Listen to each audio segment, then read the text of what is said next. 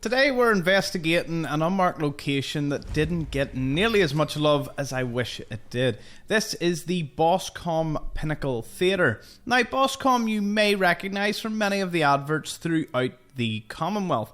They were the Boston communication company, and they possibly owned a lot of the satellite arrays that we see around the place.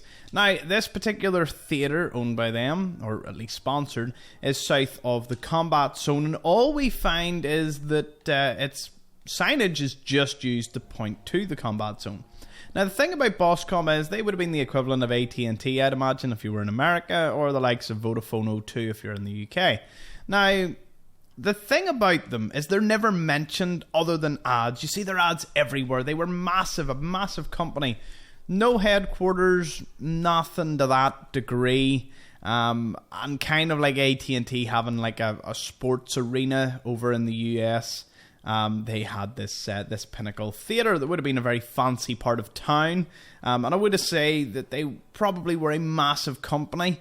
One of the top ones in the space of Boston, alongside, you know, all the big dogs like General Atomics and all. I would say they were worth a clean fortune. You actually can see the rest of the sign on the other side.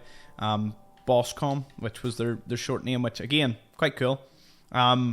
It's mentioned in the wiki, and they do have a bit of a write-up as to regards what they did, which is obviously communications throughout Boston.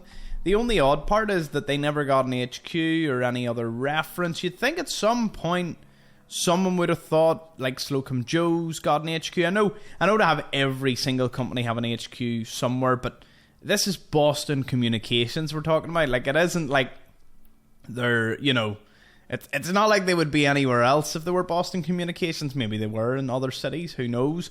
You know, maybe they just were the dominant communication company.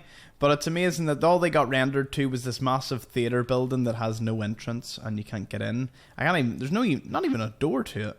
I don't know where the entrance would have been.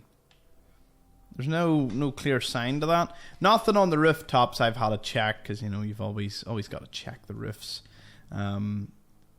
Well, when I say there's nothing on the roof, there is some crates way over at the back there, top of the Boylston Club. But other than that, yeah. So I suppose it was probably part of just the overall complex of the combat zone. But the theatre itself was never really mentioned or touched beyond that. So, yeah. Let me know your thoughts. Would have been cool to see some BosCom headquarters about. I imagine one of the skyscrapers probably did belong to them, but it's just something we are never referenced ever again in the game, other than all their ads. Anyways, thank you for watching. I'll see you all in the next one. Bye-bye.